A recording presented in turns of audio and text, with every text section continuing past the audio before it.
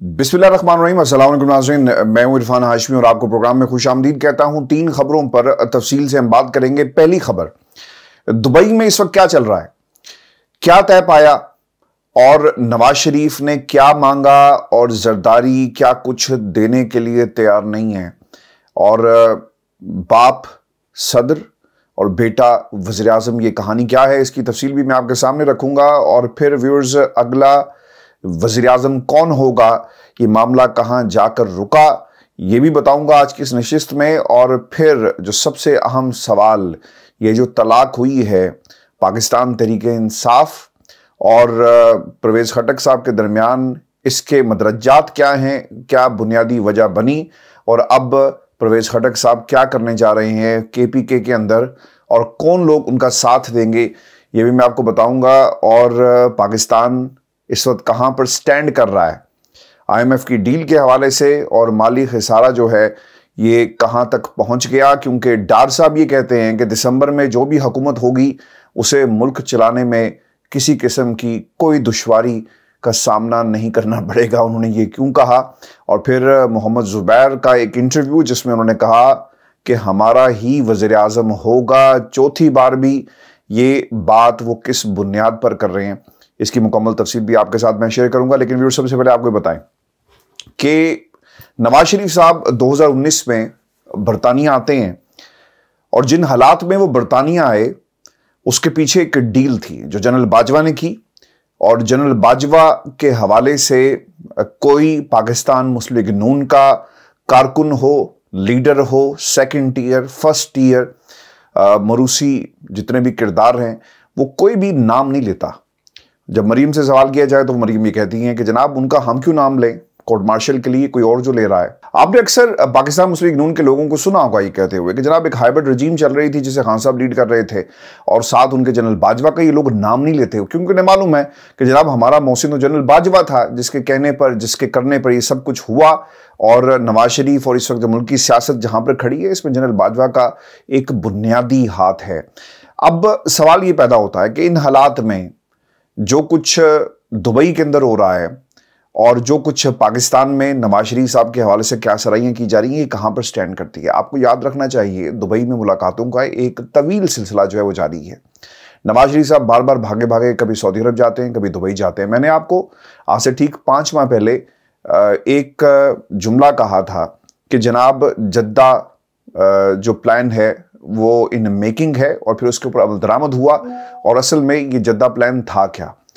और अब इसके जो मुख्तलिफ एपिसोड्स हैं, जो चैप्टर्स हैं, वो आपको नजर आएंगे दुबई के अंदर भी।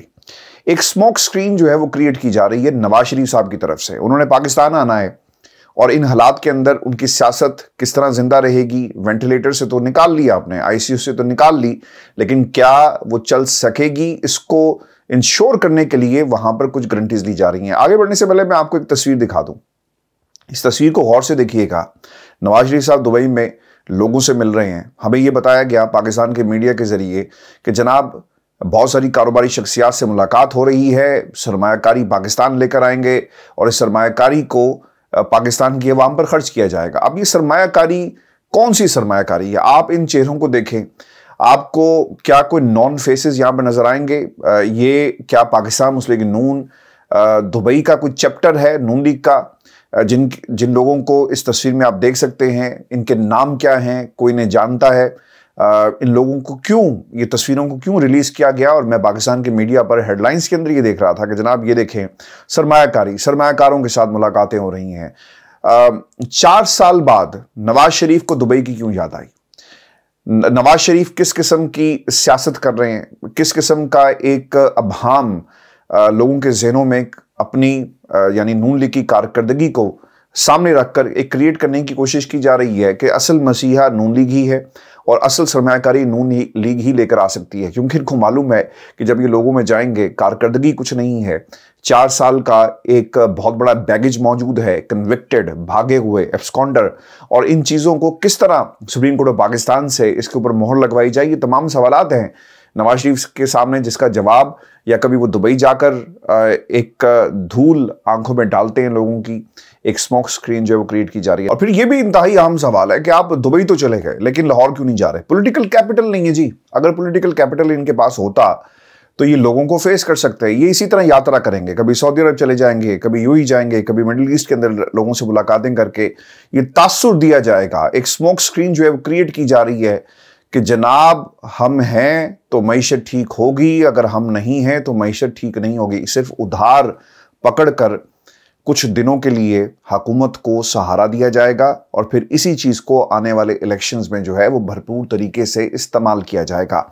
अब इसी दुबई में पाकिस्तान पीपल्स पार्टी की मुलाकातें हो रही हैं जी नवाज शरीफ साहब से, और टेबल पर ऑप्शंस जो रखे गए, कोई फार्मूला तय नहीं हुआ, क्योंकि पाकिस्तान पीपल्स पार्टी ये समझती है कि आइंदा हुकूमत उनकी होगी। और उन्होंने मुतादिद दफ़ा, आसिफ अली जरदारी ने भी ऐलान किया, बिलावल ने भी कहा, आसिफ अली जरदारी ये कहते हुए नजर आया कि आइंदा वज़ीर-ए-आज़म जो है वो सिंध के डोमिसाइल का होगा और फिर इलेक्शन जब होंगे, जब हम चाहेंगे, और आइंदा जियाला जो है वो हुकूमत को लीड करेगा। ये तमाम बयानात रिकॉर्ड पर पाकिस्तान पीपल्स पार्टी के मौजूद हैं। लेकिन दूसरी तरफ नून लीग ये समझती है कि जनाब ये जो चौथी बार वज़ीर-ए-आज़म बनने का हक है वो नवाज शरीफ का है। अभी इतने सारे मराहिल हैं, इन्हें कैसे अबूर किया जाएगा और पाकिस्तान के जो जिम्मेदार हल्के हैं वो किसके साथ खड़े होंगे, ये एक बुनियादी सवाल है। लेकिन व्यूअर्स आपको बताते चलें, टेबल पर जो ऑप्शंस रखे गए, एक बाकायदा डेडलॉक मौजूद है पाकिस्तान पीपल्स पार्टी और नून लीग के दरमियान, क्योंकि आसिफ अली जरदारी साहब ये समझते हैं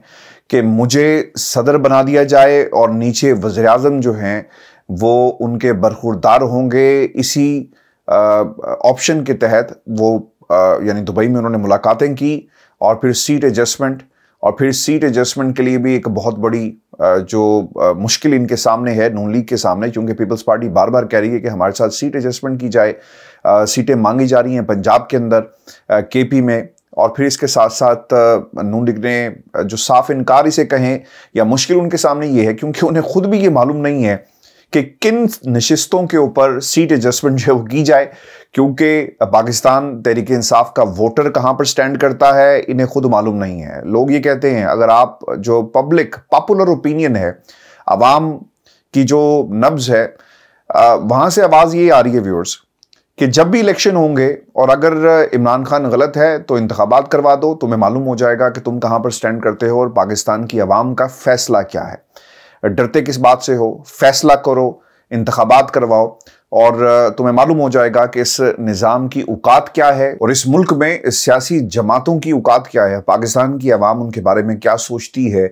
इसका फैसला इंतखाबात के अंदर हो जाएगा। इस वक्त एक आवाज़ और भी उठ रही है कि नवाज शरीफ आएगा, लीड करेगा इलेक्शन कैंपेन के अंदर और शायद वो पाकिस्तान मुस्लिम लीग नून को सबसे मकबूल जमात बनाने में कामयाब हो जाएं। देखें, आवाम के दरमियान मुहिम उन लोगों को चलाने की ज़रूरत होती है जो मकबूल नहीं हो, और मकबूलियत हासिल करने के लिए आपको कारकर्दगी दिखानी पड़ती है। नवाज शरीफ साहब जितनी मर्जी दफ़ा बाहर से आए मुल्क के अंदर, लेकिन इन 4 सालों का क्या होगा इसका जवाब उन्हें पाकिस्तान की आवाम को देना है। और क्या पाकिस्तान की आवाम उस तमाम बयानिए को तस्लीम करेगी? आप जलसों के अंदर लोगों को कीमे वाले नानों के जरिए तो बुला सकते हैं, लेकिन इलेक्शन डे पर क्या कुछ होगा, ये एक बुनियादी सवाल है। कैसे लोगों को इनकरेज किया जाएगा कि असल मसीहा नवाज शरीफ ही है, इमरान खान नहीं है, इसका जवाब कैसे तलाश किया जाए। आज भी पाकिस्तान में जो पॉलिटिकली जो इस वक्त एक बहस जारी है, बड़े बड़े जहन सियासी जमातों के अंदर जो सर जोड़कर इस वक्त बैठे हुए हैं, वो क्या सोच रहे हैं? वो ये सोच रहे हैं कि हमने इमरान खान को जितना दीवार के साथ लगाना था लगा लिया, अदालतों से फैसले नहीं आ रहे। इन हालात में हम आवाम के दरमियान पॉलिटिकल कैपिटल किस तरह गेन करें और किस किस्म की मुहिम चलाई जाए? क्या मंजन जो है वो बेचा जाएगा कि इमरान खान की जगह नवाज शरीफ को या आसिफ अली जरदारी को जो है वो एक्सेप्ट कर लिया जाए? आज भी ये बहस है, आज भी ये मसला इन तमाम लोगों के सामने है जिसका हल किसी के पास मौजूद नहीं है, क्योंकि लोगों को आपने इस्तेमाल करके, हालात को इस्तेमाल करके, कवानीन अपनी मर्जी के बनाकर सब अच्छे की आवाज़ तो लगा दी, लेकिन इसके बावजूद जो है वो नवाज शरीफ पाकिस्तान आने के लिए तैयार नहीं है। और अब इसमें एक सवाल और भी है कि पॉलिटिकल कैपिटल लोगों के सामने किस किस्म का बयानिया रखा जाएगा? आपने आईएमएफ के हवाले से जो स्टेटमेंट्स अभी पिछले 1-2 रोज में जारी हुई हैं, उसको सुना होगा, पढ़ा होगा। इसे भी बतौर ईंधन इस्तेमाल किया जाएगा पॉलिटिकल नैरेटिव के लिए कि देखिए जी, हम आए तो हमने आईएमएफ से डील कर ली, मुल्क मुश्किल हालात में था, हम बाहर लेकर आ गए थैंक्स टू शहबाज शरीफ साहब। इस किस्म की आपको गुफ्तगू जो है सुनने को मिलेगी।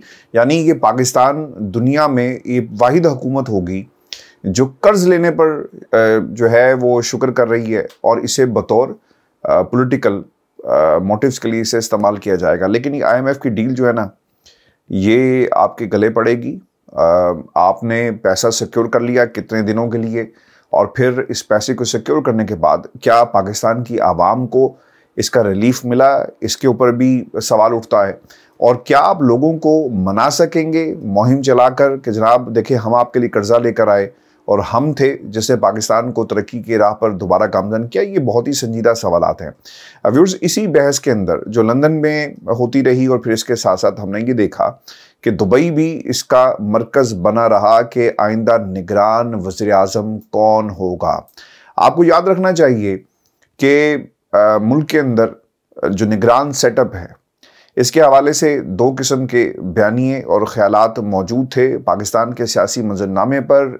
कुछ लोगों का ये ख्याल था कि निगरान सेटअप को तवील किया जाए, एक्सटेंशन दी जाए और इस एक्सटेंशन के ज़रिए हुकूमत चलाई जाए और उस वक्त तक चलाई जाए जब तक तमाम केसेस ख़त्म नहीं हो जाते, लोगों को पॉलिटिकल रिलीफ जो है वो मिलना शुरू नहीं हो जाता, अदालतों से रिलीफ मिलना शुरू नहीं हो जाता, और जितने भी जो इस वक्त सियासी शहीद हैं वो बाकायदा तौर पर दोबारा से इक़्तिदार में यानी ड्राइविंग सीट में नहीं आ जाते।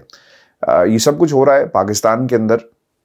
और फिर इसी बहस के अंदर हमने ये भी देखा कि ख्याल और उभरा, यानी दूसरा बयानिया कि जनाब इलेक्शन जो है वक्त पर होंगे। नवाज शरीफ ने भी ऐलान कर दिया, शहबाज शरीफ ने भी कहा कि इलेक्शन वक्त पर होंगे, और फिर पीपल्स पार्टी ने भी कहा कि इलेक्शन जो है वक्त पर होंगे।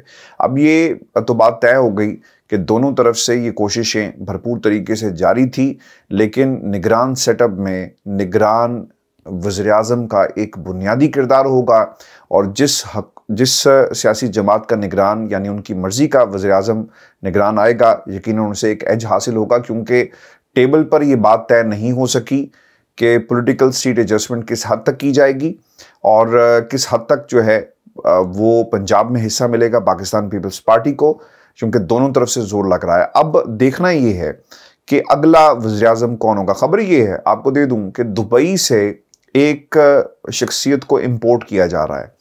इस शख्सियत के हवाले से मैंने आपको कुछ हफ्ते पहले ये खबर भी दी थी कि शख्सियत आएगी दुबई से, जो इंपोर्ट जिसे किया जाएगा इसके कारोबारी मरासिम भी हैं और इसको बाकायदा तौर पर इस्तेमाल किया जाएगा। अगर आप नवाज शरीफ की मौजूदगी को दुबई में और फिर इस शख्सियत का यानी निगरान वज़ीर आज़म का दुबई से आना, इन दोनों को साथ मिलाएं तो आपको मालूम ये भी होगा कि नवाज शरीफ साहब जो हैं कहीं ना कहीं कोशिश में हैं कि इस शख्सियत के साथ मामला तय किए जाएं और फिर आने वाले वक्त में यानी इलेक्शन टाइम में जो पूरा असर रसूख है उसे इस्तेमाल किया जा सके।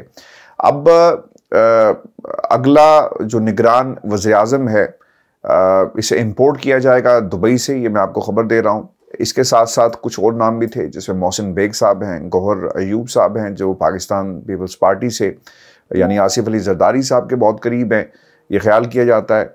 और फिर इसके साथ साथ आपको ये भी याद रखना चाहिए कि नजम सेठी साहब को जिन्होंने पीसीबी की चेयरमैनशिप को खैरबाद कहा और फिर उन्होंने एक ट्वीट भी की थी, आपको याद होगा कि मैं इस रेस से अपने आप को बाहर कर रहा हूँ, पॉलिटिकली मैं इसको इस्तेमाल नहीं करना चाहता। कहा यह जा रहा है कि इसहाक डार साहब ने शायद उनसे उन्हें ये गारंटी दी थी कि आप अलग हो जाएं तो फ्यूचर में कोई आपको नया उतार मिल जाएगा। इस किस्म की गुफ्तगू भी जो है वो सुनने में आई और इसी श्योरिटी पर वो अलग हो गए। अब ये देखना होगा कि इन तमाम शख्सियात के में से किस को निगरान वज़ीर आज़म जो है बनाया जाता है। लेकिन मैं आपको दोबारा कंफर्म कर रहा हूँ कि दुबई से अगला वज़ीर आज़म जो है उसे बाकायदा तौर पर इम्पोर्ट जो है वो किया जाएगा। अच्छा, अब इसमें एक सवाल ये भी है और इस पर इस्लामाबाद में काफ़ी ज़्यादा बहस भी हुई। मैंने कुछ लोगों से रब्ता किया पिछले 1-2 रोज़ के अंदर और शहबाज शरीफ साहब की पोजीशन के हवाले से सवालात थे मेरे। एक ग्रुप है जी, उसका ये ख्याल है कि शहबाज शरीफ साहब मुल्क के अगले वज़ीर आज़म होंगे और नवाज शरीफ साहब को अगला वज़ीर आज़म नहीं बनाया जाएगा अगर इलेक्शन जीत जाए। मुझे तो खैर ये दोनों बातें ही बड़ी अजीब सी लगती हैं, लेकिन शहबाज शरीफ साहब के हवाले से जितने भी स्टेक होल्डर्स थे वो इत्मीनान उन्हें भरपूर उनका हासिल है, यानी तमाम टिक्स आपको नज़र आएंगे। सऊदी अरब चाहता है, यानी उनसे भी ताल्लुकात अच्छे शहबाज शरीफ के। पाकिस्तान के ताकतवर हल्के वो भी चाहते हैं कि ठीक है जनाब, यस सर की आदत है शहबाज शरीफ के अंदर, तो ये एक बेहतरीन ऑप्शन है। और फिर अमेरिका तो खैर कहीं पे स्टैंड ही नहीं करता इस पूरे मामले में, क्योंकि पिछले कुछ अरसे से पाकिस्तान यानी इस खित्ते की जो सियासत है वो भरपूर अंदाज में बदली और हमारा जो रुझान या झुकाव आप कहें वो चाइना की तरफ है। और चाइनीज़ को भी शहबाज शरीफ साहब काबिल कबूल हैं और उनका भी एक क्लाउट वहाँ पर मौजूद है। और शहबाज शरीफ सी पैक के हवाले से चाइना ये समझता है कि एक बुनियादी किरदार अदा जो है वो कर सकते हैं, तो तमाम टिक्स हैं। तो शहबाज शरीफ साहब क्या दूसरी बारी लेंगे, ये भी एक इक्वेशन जो है इस्लामाबाद की हद तक मौजूद है और लोगों का ये ख्याल है कि अगले वज़ीर आज़म जो हैं वो शहबाज शरीफ साहब भी होंगे। अच्छा, अब इमरान खान की मकबूलियत, क्या इंतखाबात में इनका ये जादू चल पाएगा और वोटर कहाँ पर स्टैंड करता है? आपको याद रखना चाहिए कि 9 मई का बयानिया जो भी है, क्या ये ज़्यादा देर तक चलेगा? क्या पाकिस्तान की आवाम 9 मई के बयानिए को किस हद तक जाकर बाय करेगी और कितनी देर तक इसके साथ जुड़ी रहेगी, और क्या ये बयानिया आगे बढ़ रहा है? क्योंकि मुझे याद है मैंने सोशल मीडिया पर कुछ रोज़ पहले जो DGISPR की प्रेस कॉन्फ्रेंस थी उसके हवाले से एक रिएक्शन देखा। लोगों ने ये सवाल ज़रूर किया कि जनाब, आप जो शख्स प्रेस कॉन्फ्रेंस करता है, अपने आप को पाकिस्तान तहरीक इंसाफ से लाताल्लुकी का इजहार करता है, आप उसे कहते हैं कि जनाब ये बिल्कुल ठीक है और उसके खिलाफ किसी भी किस्म की कार्रवाई नहीं की जाती, उसे नहीं पकड़ा जाता, नहीं गिरफ्तार किया जाता, तो ऐसी कार्रवाई क्यों की जा रही है? इसका मतलब ये हुआ कि सिर्फ मकसद ये था कि आपने पाकिस्तान तहरीक इंसाफ के लोगों को तोड़ना है, वो आप तोड़ने में कामयाब हो रहे हैं। अगर कोई प्रेस कॉन्फ्रेंस करता है, अगर आपने प्रेस कॉन्फ्रेंस कर दी तो आप उस गुनाह में, जैसे आप गुनाह कह रहे हैं, आप शामिल नहीं हैं। मैंने लोगों का रिएक्शन भी देखा। तो 9 मई का बयानिया कितनी देर तक चलेगा और इसे पॉलिटिकली मोटिव्स के लिए आप किस हद तक इस्तेमाल करेंगे? वोटर डिसाइसिव फैक्टर होगा, मुहिम चले ना चले, पाकिस्तान तहरीक इंसाफ का वोटर अपना किरदार ज़रूर अदा करेगा पाकिस्तान के अंदर। आप जितनी मर्जी ये बातें करें कि तहरीक इंसाफ ख़त्म हो गई, मुहिम नहीं चला सकेंगे, क्योंकि वोटर ने अपने गम गुस्से का इजहार कहीं ना कहीं ज़रूर करना है। यही वो खौफ है जो इस वक्त दीगर सियासी जमातों के अंदर मौजूद है, इसीलिए ये अरेंजमेंट्स किए जा रही हैं कि किसको लाना है। हाँ, एक तरीका मौजूद है कि आप पाकिस्तान तहरीक इंसाफ की इस जमात के किसी भी रुकन को इलेक्शन में ना जाने दें। जो भी खड़ा हो कागजात नामजदगी जमा करवाए, उसे खारिज करवा दिया जाए, उसके खिलाफ कोई ना कोई केस निकाल लिया जाए बुनियाद बनाकर। इसके अलावा कोई चारा जो है वो मौजूद नहीं है कि आप पाकिस्तान तहरीक इंसाफ को आइंदा इंतखाबात और इस पूरी जो रेस है इससे बाहर कर सकें। हाँ, कोशिश ज़रूर होगी और जिसमें लोगों को बाकायदा तौर पर इस्तेमाल भी जो है वो किया जा रहा है। व्यूअर्स, आपको ये भी बता दूं कि और इसमें सीखने की बात ये है, परवेज़ खटक साहब के मामला आपके सामने हैं। एक शख्सियत है अली मोहम्मद खान। अली मोहम्मद खान के बारे में ये कहा जा रहा है कि ये पाकिस्तान तहरीक इंसाफ में इमरान खान के बाद सबसे मकबूल शख्सियत जो है वो बन चुके हैं और इसकी बुनियादी वजह कोई सपोर्ट नहीं है किसी की। ये उनका अपना किरदार था, साबित कदमी का उन्होंने मुजाहरा किया उन तमाम लोगों के लिए जो तहरीक इंसाफ को खैर बात कह गए। ये एक लेसन है और अली मोहम्मद खान साहब बाहर निकलते हैं और उन्हें गिरफ्तार कर लिया जाता है। यानी 6 बार उनकी गिरफ्तारी हुई, जेल में वो मौजूद रहे, मुख्तलिफ जो उनके ऊपर एक बाकायदा एक कोशिश की गई तोड़ने की। इसके बावजूद अली मोहम्मद खान साहब नहीं टूटे। आपको याद होगा इन्होंने एक तकरीर भी की थी जब इमरान खान की हुकूमत गई, अकेले खड़े थे और जिस तरह वो गरजे बरसे, कोई उसे भूल नहीं सकता, वो तारीख का एक हिस्सा बन गई है। अली मोहम्मद खान से तहरीक इंसाफ के लोगों को सीखना चाहिए, असद कैसर को सीखना चाहिए, परवेज़ खटक को सीखना चाहिए, उन तमाम लोगों को सीखना चाहिए जो इमरान खान को एक एक करके छोड़ रहे हैं, ये कहकर कि जनाब 2 मई को जो कुछ हुआ इसमें हमारे से मुशावरत नहीं की गई। अगर सबूत कहीं पर मौजूद हैं कि जनाब ये किस शख्सियत के कहने पर हुआ। जो चौहान साहब हैं वो अक्सर टेलीविजन प्रोग्राम्स में जाकर ये कहते हैं जी मुझे इमरान खान का फ़ोन आया, मैंने उनसे साफ इनकार कर दिया, जूम की मीटिंग हुई। तो ये शवाहिद जो है वो कौम के सामने रखें। और फिर ये भी एक बुनियादी सवाल है जिसका जवाब पाकिस्तान की आवाम चाहती है कि ज़रूर दिया जाए कि अगर किसी को ये सब कुछ मालूम था कि जनाब ये होने जा रहा है तो रोक लेते ना भाई, क्यों बेहुरमती होने दी। जिस कहा जाता है कि बेहुरमती हुई, किस बात का इंतज़ार किया जा रहा था। फिर पाकिस्तान की आवाम ज़रूर आपसे सवाल करेगी कि हालात को पॉलिटिकली इस्तेमाल किया जा रहा है और ये बयानिया ज़्यादा देर तक नहीं चलेगा। हमने बहुत सारे बयानिए जनरल परवेज़ मुशर्रफ के देखे, माजी का हिस्सा हो गए। हमने इस मुल्क के अंदर बाजवा डॉक्ट्रिन भी सुनी, क्या बना आपके सामने है। बहुत सारे लोगों पर इल्ज़ामात थे, क्या हुआ। जो लोग इक़्तिदार में कुछ अरसे के लिए अपने पावर को इस्तेमाल करते हैं फिर उनके साथ क्या होता है। ये तमाम चीज़ों को आपको भूलना नहीं चाहिए। और व्यूअर्स, परवेज़ खटक साहब के हवाले से आपको बता दूं कि एक बेहतर डील लेने की कोशिशों में है। आपको ये भूलना नहीं चाहिए कि परवेज़ खटक साहब ये वो शख्सियत हैं जो माजी में एक ब्रिज का काम करते रहे पाकिस्तान की इस्टेब्लिशमेंट और इमरान खान के दरमियान, और इनके ताल्लुक हमेशा से रहे पाकिस्तान की इस्टेब्लिशमेंट के साथ। वो ताल्लुक जो ख्वाजा आसिफ साहब बतौर वज़ीर दिफा इस वक्त निभा रहे हैं, माजी में ये ताल्लुक जो है वो किसने निभाया, वो यही परवेज़ खटक साहब थे, वज़ीर दिफा थे और ये पैगाम लेकर जाते रहे। और अगर आपको याद हो, असद कैसर साहब जब असम्बली आ रहे थे, जब ये रजीम चेंज का मामला हुआ, तो इनके साथ कौन मौजूद था। परवेज़ खटक साहब साथ साथ चल कर आए। और अगर आपको याद हो तो असद कैसर की कुछ सहाफ़ियों से लड़ाई भी हुई लिफ्ट में जाते हुए, और परवेज़ खटक साहब जो थे वो साथ साथ मौजूद थे। तो परवेज़ खटक का ये एक बड़ा गहरा ताल्लुक है पाकिस्तान की इस्टेब्लिशमेंट के साथ, और इनको ना गिरफ्तार किया जा रहा है, ना पकड़ा जाता है, और ना ही क्योंकि इन्हें मालूम है कि ये मोहरा किस तरह इस्तेमाल करना है, वो अपना किरदार खूब निभा रहे हैं। इनके इख्तलाफात इमरान खान से आज के नहीं, बहुत पुराने हैं। जब आपको याद होगा कि लोकल इलेक्शंस में पाकिस्तान तहरीक इंसाफ को नाकामी का सामना करना पड़ा, तो बहुत सारे लोग जो थे वो पीपल्स पार्टी में चले गए।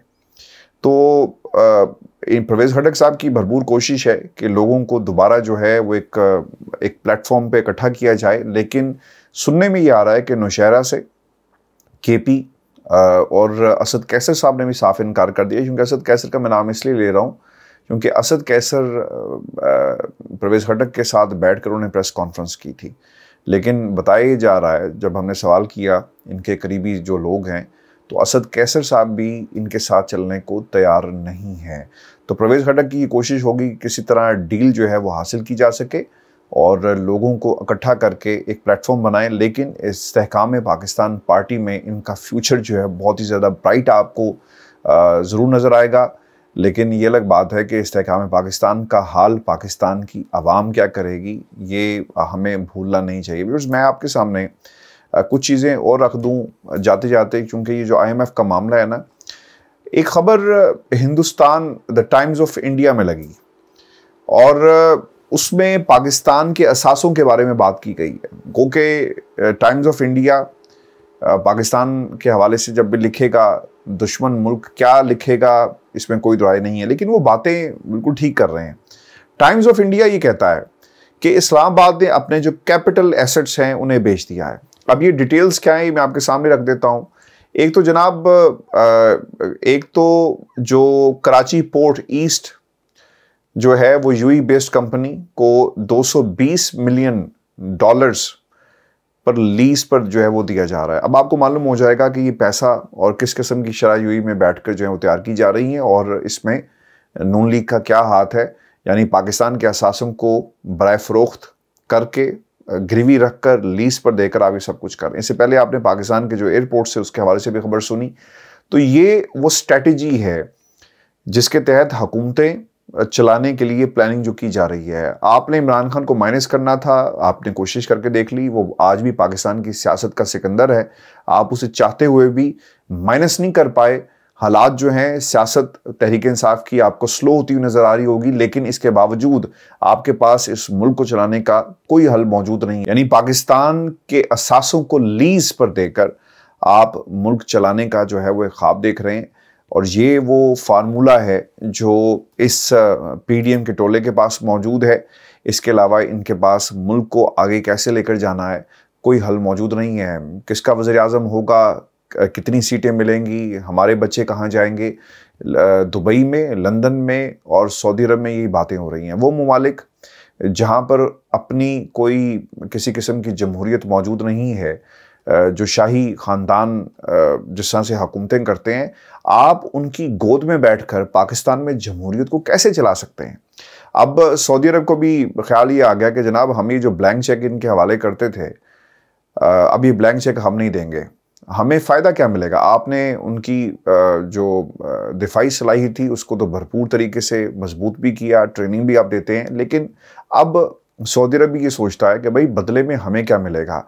वो दुबई, वो सऊदी अरब जहाँ पे पैसा तो मौजूद है, जो दिफाई एतबार से कहीं स्टैंड नहीं करते, जो पाकिस्तान के हमेशा से मरहून मिन्नत रहे, पाकिस्तान के ज़िम्मे उनकी सिक्योरिटी है, इन लोगों को ट्रेन भी करते हैं, आज वो ममालिक जो हैं वो हमें आंखें दिखा रहे हैं और हमारे से ये जो ब्लैंक चेक्स हैं इसकी क्या हकीकत है, इस पर जो बाकायदा तौर पर अब कहा यह जाता है कि जाएँ, जाकर अपने मुल्कों में इक़्तिसादी जितनी भी रिफॉर्म्स हैं वो लेकर आएँ, फिर आपने हमारे से बात करनी है। अब आपके जहाज़ गिरवी रखे जाएँ, आपकी इकॉनमी को गिरवी रख दिया जाए, आपके पाकिस्तान के हर एक बच्चे को गिरवी रख दिया जाए। अब तो जनाब यही बाकी रह गया है। जो बच्चे अभी दुनिया में नहीं आए ना, यानी पाकिस्तान में जो हमारी आने वाली नस्लें हैं जिन्होंने अभी आना है, आपने तो उनको भी गिरवी रख दिया सिर्फ और सिर्फ अपने ख़ानदानों को और अपनी हुकूमतों को बचाने के लिए। इसलिए मैं बार बार ये कह रहा हूँ कि जिन लोगों की आप गोद में बैठकर पाकिस्तान में जमहूरियत की बात करते हैं, वहाँ पर ख़ुद जो है जमहूरियत नहीं है, वो मुल्क को क्या चलाएंगे। व्यूअर्स, ये आज की नशिस्त थी हमारी। अगली वीडियो में आपसे मुलाकात होगी। अपना ख्याल रखिएगा, इजाज़त दीजिए। अल्लाह निगहबान।